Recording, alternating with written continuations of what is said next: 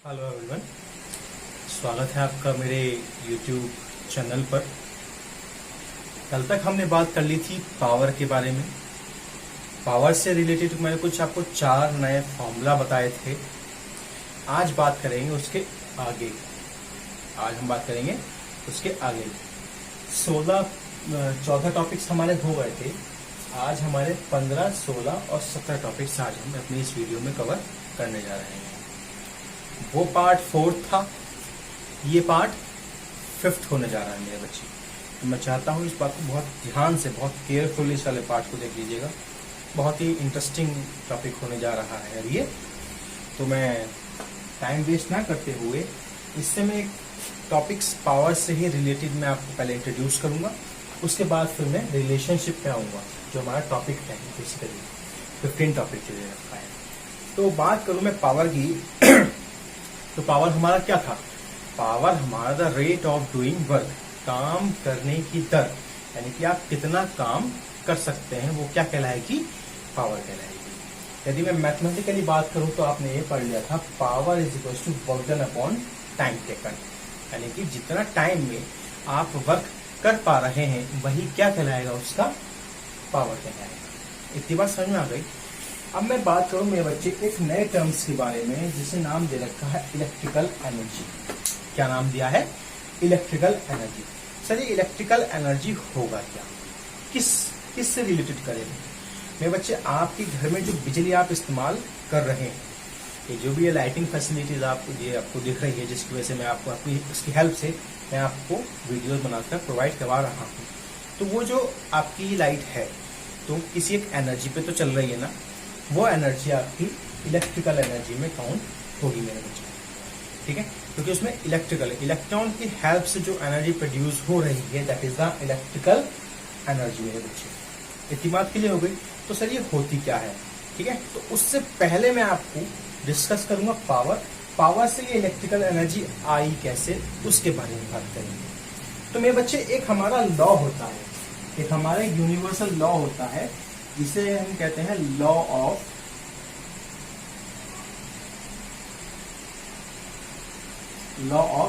Conservation of mass, the law of conservation of energy. Sorry, क्या है? Law of conservation of energy. Sir ये कौन सा law है? ये हमने तो इस बारे में कभी नहीं सुना। किस बारे में बात करने जा रहे हैं अभी? तो बेटे ये जो लॉ है आपका, law of conservation of energy, ये कहता है एनर्जी ना तो बनती है, energy neither be created nor be destroy, energy neither be created nor be destroy, but it convert into one form into another. जैसे यदि मैं बात करूं कोल के बारे में मेरे बच्चे, तो कोल जो है वो आप एक सॉलिड सब्सटेंस, आपने उसे बर्न करा तो आपको उससे क्या चीज मिली? आपको उससे 2 चीज मिली होंगी। पहली तो आपको उससे हीट एनर्जी मिली, दूसरी आपको उससे लाइट एनर्जी मिली होगी। अब कुछ उसके बाद में रेजिड्यू बच गया, जो कि एक अनदर टाइप का एनर्जी क्रिएट करेगा आने वाले समय में। है तो खैर रेजिड्यू, उसका कुछ उपयोग नहीं आएगा, लेकिन उसमें कुछ ना कुछ मास रहेगा। ठीक है, तो उसके बारे में बाद में बात करेंगे अभी हम। तो मेरे बच्चे law of conservation of energy यही कहता है कि एनर्जी ना तो खत्म होती है ना उत्पन्न होती है। ना तो खत्म होती है, कोई मैजिक नहीं है जो खो जाएगी। ये पेन है, कोई मैजिक नहीं है जो खो जाएगा बात को लेकर। ठीक है, कोई जादूगर नहीं है जो इस चीज को गायब कर देगा। ठीक है ना? तो इसी तरह से एनर्जी है मेरे बच्चे, ना तो एनर्जी क्रिएट होगी ना वो डिस्ट्रॉय होगी, मगर एक फॉर्म से दूसरी फॉर्म में एनर्जी ट्रांसलेट हो सकती है मेरे बच्चे। इतनी बात क्लियर हुई या नहीं हुई? हो गई ना? आगे बात करें, चलिए। तो लॉ ऑफ कंजर्वेशन आपको समझ में आ गया। तो यानी कि एक तरह से मैं कह सकता हूँ एक पूरी तरह से एनर्जी जो रहती है वो कंजर्व रहती है मेरे बच्चे। तो जो हम वर्क डन करेंगे तो सर वो भी तो आपकी एनर्जी कंजर्व होनी चाहिए, नहीं होनी चाहिए? यानी कि आपने जब उसे किसी काम में ले लिया, जब आपने किसी को उस एनर्जी को काम में ले लिया, तो वो एनर्जी किसी और काम में आएगी, यानी कि एक तरह से पूरे होल यूनिवर्स में वो कंजर्व रहेगी। तो क्या मैं इस वर्क डन को according to law of conservation of energy से मैं ये नहीं कह सकता जो आपका वर्क डन होगा वो इक्वल हो जाएगा मेरे बच्चे इलेक्ट्रिकल एनर्जी के? यानी कि जो भी आप वर्कआउट करेंगे कोई तो से एनर्जी खर्च करना तो हो गया, अब वही एनर्जी के फॉर्म में स्टोर हो जाएगा मेरे बच्चे, जो आपने यहाँ काम करा वही एनर्जी के फॉर्म में स्टोर हो जाएगा, और उसी का नाम देते हैं हम इलेक्ट्रिकल एनर्जी। इतनी बात क्लियर हुई है मेरी बच्चे? हो गई ना? चलिए तो देखियो, work done is electrical energy हो गया, तो पावर इज इक्वल्स टू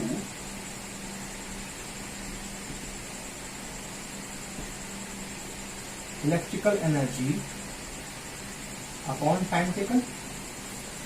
इस टाइम टेकन को इधर ले जाइए, तो electrical energy is equals to power into time taken हो जाएगा ना मेरे बच्चे, यानी कि E is equals to P into T। अब मेरे बच्चे यहां मैं इलेक्ट्रिकल एनर्जी को डिफाइन करूंगा,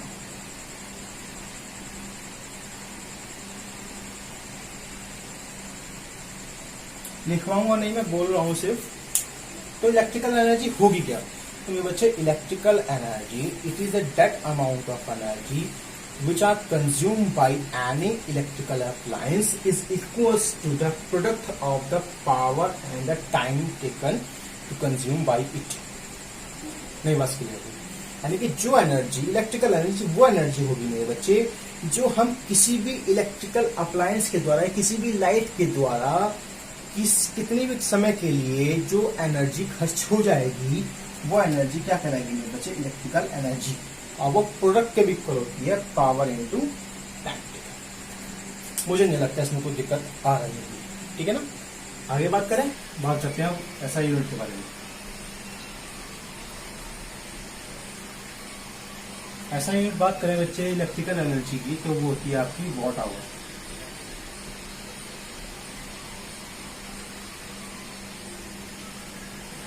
वॉट आवर और किलोवाट आवर। सर अब बात करेंगे 1 वॉट आवर के बारे में। 1 वॉट आवर होता क्या है, या बात करें 1 किलोवाट आवर के बारे में। पहली यूनिट बताई मैंने आपको, वो होती है वॉट आवर। दूसरी यूनिट की बात करें तो वो होती है किलोवाट आवर। बात करते हैं 1 किलोवाट आवर या 1 वॉट आवर होती कौन सी यूनिट है, क्या होता है? जैसे हमने 1 एम्पियर बात करा, 1 वोल्ट बात करा, 1 ओम रेजिस्टेंस बात करा, तो ये अब आपका 1 वाट आवर होता क्या है? ये देखिए बच्चे, कोई भी अगर अप्लायंस आपका 1 घंटे तक चले और तो उसकी जो आपकी यूनिट होगी मेरे बच्चे, वो क्या कहलाएगी? आपकी 1 वॉट आवर। यानी कि 1 वॉट का कोई भी इलेक्ट्रिकल अप्लायंस अगर आपका 1 घंटे तक चलता है, 1 watt hour it is that amount of electrical energy consumed by an electrical appliance who have 1 watt and consume the electricity for the 1 hour. इतनी बात समझ में आ गई? यानी कि कोई सा भी एक इलेक्ट्रिकल अप्लायंस जो 1 वॉट का है, यदि उसे 1 घंटे तक चलाया जाए तो जो एनर्जी उसके द्वारा खर्च होगी या जो यूज्ड होगी वो कितनी होगी? 1 वॉट पर आवर। इसी तरह से यदि मान लीजिएगा कोई अप्लायंस आपका 1 किलोवाट का है, यानी कि 1000 वॉट का है मेरे बच्चे, और उसे 1 घंटे तक इस्तेमाल करा जाए, तब जो आप इलेक्ट्रिकल एनर्जी मेरे बच्चे खर्च करते हैं उस पर, वो कितनी होती है? 1 किलोवाट पर आवर। अब बात करते हैं कॉमर्शियल यूनिट किससे रिप्रेजेंट होती है? कॉमर्शियल यूनिट बेसिकली जो मेरे बच्चे आप घर में जो अपनी बिजली इस्तेमाल करते हैं या जो भी आपका बिल निकल के आता है, उस पर कैसी यूनिट मेंशन होती है। तो मेरे बच्चों उस पर ध्यान दीजिए, आप कभी किलोवाट पर आवर के हिसाब से यूनिट मेंशन होती है। एक तो प्रीवियस ईयर मंथ की और एक नाउ मंथ की, इसमें अंतर निकल कर आएगा। तो उसमें कंज्यूम यूनिट लिखी भी आएंगी, दैट इज द इतने किलोवाट आवर वगैरह वगैरह। ठीक है मेरे बच्चे, तो आज हमने बात करी वो हमने इलेक्ट्रिकल पावर के बारे में बात कर ली थी, फिर इलेक्ट्रिकल एनर्जी के बारे में बात करी, इलेक्ट्रिकल एनर्जी होती कैसे है, पावर से कैसे आई, फिर ऐसा यूनिट के बारे में बात करते हैं। ठीक है, अब बात करते हैं मेरे बच्चे relationship between the kilowatt hour and the joule. क्या रिलेशन है इस किलोवाट पर आवर में और इस जूल में? ठीक है, इसके बारे में बात करते हैं। मेरे बच्चे इतनी बात तो आप जानते हैं ना कि 1 किलोवाट आवर को आप 1000 वाट आवर लिखेंगे ना, इतनी बात तो जानते हैं ना, कॉमन सी बात है। जैसे आपके 1 किलो में 1000 ग्राम होते हैं, इसी तरह से आपका 1 किलो वाट में 1000 वाट होंगे। अभी मेरे बच्चे आपने पढ़ा 1 वाट क्या होगा आपका, 1 watt is equals to 1 joule electrical energy consume. अभी फिलहाल मैं 1 सेकेंड के बाद बात कर चल रहा हूँ, आवर में भी कन्वर्ट करेंगे इस चीज को, यानी कि 1 watt is equals to 1 joule upon 1 second. Clear हो गए ना। तो मेरे बच्चे आप एक बात बताइए, 1000 वॉट क्या 1000 जूल एनर्जी कंज्यूम नहीं करेंगे 1 सेकेंड में, यानी कि 1 सेकेंड में 1000 वॉट 1000 जूल एनर्जी कंज्यूम करेंगे नहीं करेंगे, पर सेकेंड की बात कर रहा हूं।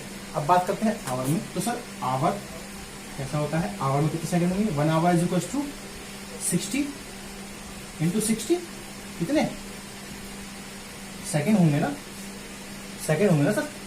तो बस कुछ नहीं करना मेरे बच्चे, इस चीज को अब आप क्या करना है, मल्टीप्लाई कर देना है इस जगह, यानी कि 1000 watt per hour is equal to 1000 joule into 60 into 60 कितना आ गया, देखिए 6636 into 10 raise to the power 5।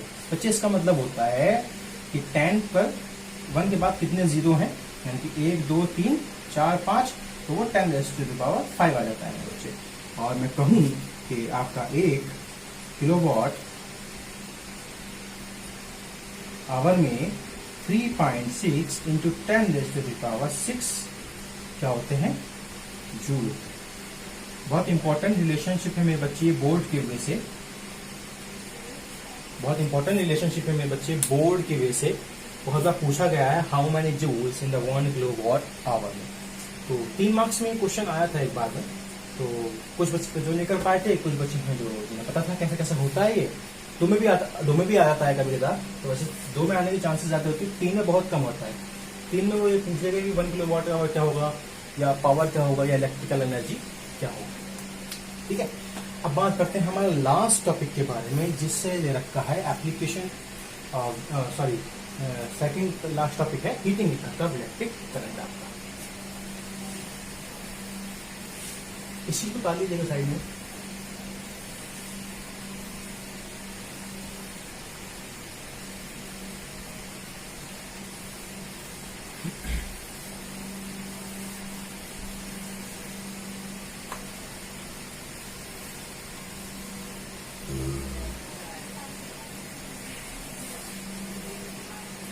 चलिए मेरे बच्चे आगे बात करते हैं।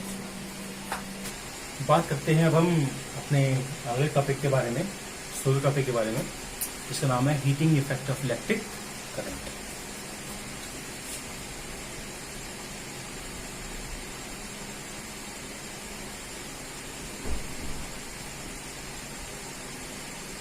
Heating effect of electric current.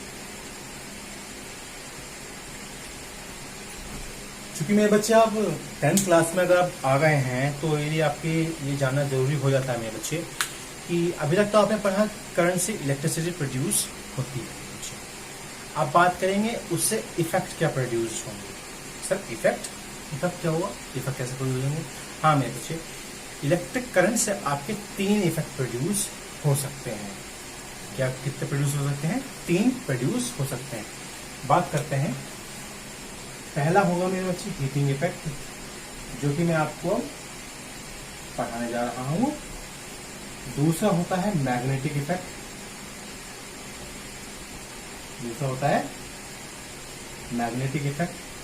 और तीसरा होता है chemical effect.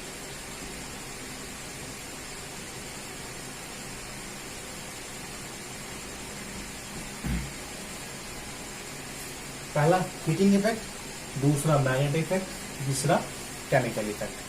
Sir chemical effect आपका पढ़ेंगे आप हायर क्लासेस में। मैग्नेटिक इफेक्ट आपका इस चैप्टर के जस्ट अगला चैप्टर रहेगा, फिजिक्स का 2nd चैप्टर इलेक्ट्रोमैग्नेट, उसमें पढ़ाएंगे हम। अब बात करते हैं हम हीटिंग इफेक्ट के बारे में। सर इलेक्ट्रिक करंट से हीटिंग इफेक्ट प्रोड्यूस होता कैसे है? जैसे मान लीजिएगा यदि आपको बर्गर खाने की इच्छा कर रही है, मान लीजिएगा आपकी बर्गर खाने की इच्छा कर रही है, यदि आपको ना मिले तो आप इरिटेट हो जाएंगे, आपको गुस्सा आने लगेगा, ठीक है। अब यदि मान लीजिएगा आपके खाने में 5 पराठे खाने की आपकी कैपेबिलिटी है, मगर आपको 3 ही मिले तो आप झुंझला जाएंगे, आपको गुस्सा आना शुरू कर देगा, ठीक है। तो मेरे बच्चे यही गुस्से का कारण किसी भी कंडक्टर में हीटिंग इफेक्ट प्रोड्यूस करवाता है, ठीक है। और डीप में समझते हैं। सर मान लीजिएगा जैसे कि आपके कंडक्टर में इलेक्ट्रॉन फ्लो कर रहे हैं। अब इलेक्ट्रॉन फ्लो कर रहे हैं मेरे बच्चे, उसी वे में जब इलेक्ट्रॉन फ्लो करते हैं आपके टाइम के एस्पेक्ट में तो इलेक्ट्रिक करंट प्रोड्यूस होता है। और यदि मैं उन्हीं इलेक्ट्रॉन को रोक लूं, जो आपके इलेक्ट्रॉन फ्लो कर रहे हैं उन्हें मैं रोक लूं, तो वे अपनी एनर्जी रेडिएट करेंगे नहीं करेंगे? करेंगे ना, यानी कि अपने गुस्सा किसी पर जाहिर करेंगे नहीं करेंगे? तो मेरे बच्चे गुस्सा अपने बाहर निकालेंगे तो वे हीट फॉर्म में निकालना शुरू करेंगे, और तभी इसी वजह से क्या प्रोड्यूस होता है? Heating effect produce. क्लियर हो गई बात? तो परेशानी सर ये कब हुआ? हीटिंग इफेक्ट प्रोड्यूस कब हुआ? मेरे बच्चे आपने एक प्रॉपर्टी और पढ़ी थी जिसे बोलते हैं रेजिस्टेंस, तो रेजिस्टेंस होता क्या था? रेजिस्टेंस मेरे बच्चे एक तरह से अपोजिंग प्रॉपर्टी होती थी हर एक कंडक्टर में, जो करंट को फ्लो करने में अपोज करती थी। अब करंट तो फ्लो कर रहा है आपका, रेजिस्टेंस उस इलेक्ट्रॉन को रोक रहा है, तो यानी कि इसका मतलब ये हो गया हीटिंग इफेक्ट प्रोड्यूस जब होगा जब आपका किसी भी कंडक्टर का रेजिस्टेंस ज्यादा होगा। बात नोट करिए आपने, यानी कि इलेक्ट्रॉन को रोकने के लिए जो प्रॉपर्टी हुई वो रेजिस्टेंस। अब रेजिस्टेंस जिसका सबसे ज्यादा होगा वो कौन शो करेगा? हीटिंग इफेक्ट प्रोड्यूस करेगा सर। बात क्लियर हो गई ना? यानी कि हीटिंग इफेक्ट का मतलब इस तरह से हो गया कि हीट प्रोड्यूस होना, और हीट कब प्रोड्यूस होगी? जिसका रेजिस्टेंस हाई होगा। सर जब तो आपका इलेक्ट्रॉन को रोकने की कैपेबिलिटी होगा, जितना रेजिस्टेंस ज्यादा होगा उतना इलेक्ट्रॉन रुकेगा, जितना इलेक्ट्रॉन रुकेगा उतनी हीट बाहर निकालेगा, जितनी हीट बाहर निकालेगा उतना ही ज्यादा हीटिंग इफेक्ट प्रोड्यूस होगा, ठीक है ना। So according to potential difference आपने क्या पढ़ा? V is equal to W upon Q तो पढ़ा आपने, ये तो पढ़ा। जैसे मैं ऐसे लिख सकता हूँ V W is equal to V into Q, इसे मैंने क्वेश्चन नंबर 1 मान लिया बच्चे। बात करेंगे according to electric current, according to electric current क्या होता था? I is equal to Q by T तो होता था, देखिए Q is equal to I into T. Question number 2, अब according to Ohm's law,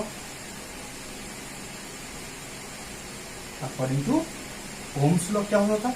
V is equal to I into R. Question number 3। मेरे बच्चे अब हम क्या करेंगे? Put equation 2 and 3 in first. Put equation 2, 3 in first. क्या होगा? W is equal to V की इक्वेशन ओम्स लॉ से I into R into Q की इक्वेशन सेकेंड वाली इक्वेशन से I into T. W is equal to I square into R into T, यानी कि और W according to conservation of energy से किसमें कन्वर्ट हो जाएगी? हीट में। और यही लॉ हमारा,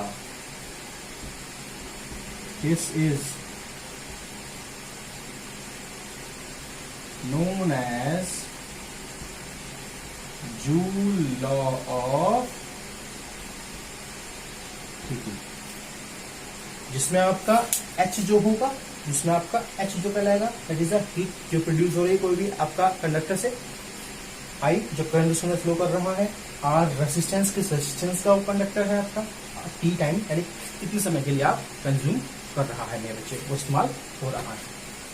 तो इस बात से आपने डिपेंड करा जो आप पे हीट प्रोड्यूस होगी मेरे बच्चे, वो आपके 3 प्रोडक्ट पर डिपेंड करेगी। जो करंट फ्लो करेगा, जो रेजिस्टेंस उसका आपका होगा, और टाइम, कितने टाइम के लिए वो चीज इस्तेमाल में हो रही है। क्योंकि जितना आप रेजिस्टेंस ज्यादा होगा उतनी हीट प्रोड्यूस होगी, ध्यान दीजिए, जितना रेजिस्टेंस ज्यादा होगा उतनी हीट ज्यादा होगी, जितना टाइम के लिए कंज्यूम होगा उतनी ही ज्यादा हीट होगी। अब बात करें प्रेस के बारे में।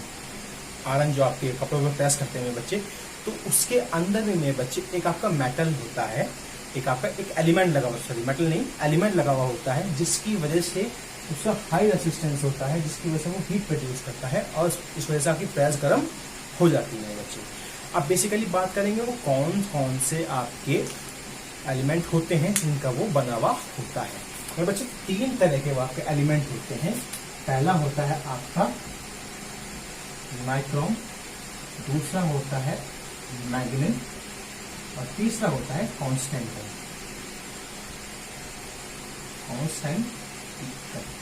कॉन्स्टेंटन। ये 3 तरह के आपके एलिमेंट होते हैं जिनकी वजह से हीटिंग इफेक्ट प्रोड्यूस होता है। अब बेसिकली अगर बात करूं मैं, तो हमारे जो आयरन्स में जो लगाई जाती है, प्रेस में जो नीचे मेटल लगाया जाता है, वो बेसिकली अलॉय इस्तेमाल होता है। अलॉय इसलिए इस्तेमाल होता है क्योंकि रस्टिंग से और कोरोजन से उस चीज को प्रोटेक्ट करा जा सके।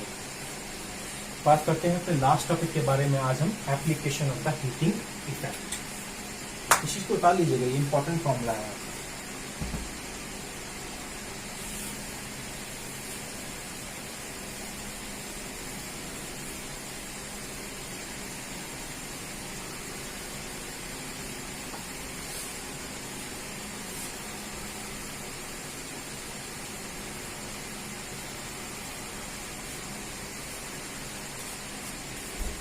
एप्लीकेशन की बात करें अगर हम, तो हीटिंग इफेक्ट के बारे में, तो इसका मतलब आता है किस किस जगह पर हीटिंग इफेक्ट इस्तेमाल आपके डेली बेसिस में करा जाता है। तो पहली बात तो हमने आपको आयरन में बता दी, जिसमें आपका हीटिंग एलिमेंट लगा हुआ होता है, उसमें यदि आप करंट पास करवाते हैं तो वो हीटिंग इफेक्ट शो करता है। दूसरी बात करें तो मेरे बच्चे इलेक्ट्रिक फ्यूज में भी हम इसी चीज को हम इस्तेमाल करते हैं। तीसरी अगर हम बात करें तो किसी भी हीटिंग एलिमेंट है, जैसे मान लीजिए पानी गर्म करना है, तो उसमें भी आप किस तरह का एप्लीकेशन इस्तेमाल करेंगे, इसी तरह का बार इस एलिमेंट लेके नाइक्रोम, कॉन्स्टेंटन, मैग्नीज का इस्तेमाल करके हम उस चीज को हीटिंग इफेक्ट प्रोड्यूस करके हम अपना पानी गर्म कर सकते हैं। देखिए हो गया आपने, रॉड ठंड में इस्तेमाल करने के लिए देते हैं ना हम पानी गर्म करने के लिए, तो वो भी इफेक्ट कौन शो करती है, हीटिंग इफेक्ट शो करती है। तो ये आज हमारे कुछ एप्लीकेशंस हो गए, और जिसकी वजह से आज हमारा ये चैप्टर पूरा एंड हो जाता है। और आपको कैसा लगा कैसा नहीं लगा आप मुझे कमेंट सेक्शन में करके बता सकते हैं। और यदि इस चैप्टर से रिलेटेड कोई और टॉपिक्स यदि आपको लगता है कि सर डिस्कस करना चाहिए, तो वो भी मुझे आप कमेंट करके बता सकते हैं। जितना हो सके इस चीज़ को जोड़ें अपने फैमिलीज में, कॉन्टेक्ट्स में, अपने फ्रेंड के सर्कल में, ताकि ज़्यादा से ज़्यादा इस पैंडेमिक सिचुएशन में ये चीज़ शेयर हो सके। अब अगला जो चैप्टर रहेगा मेरे बच्चे वो बायोलॉजी का रहेगा। बायोलॉजी का पहला चैप्टर है आपका लाइफ प्रोसेस, जिसके बारे में हम लाइफ में कितने कितने सिस्टम्स होते हैं उसके बारे में बात करेंगे। लेकिन उससे पहले एक ओवरव्यू वीडियो रहेगा जिसमें मैं उसमें डिस्कस करूँगा। तब तक के लिए नमस्कार।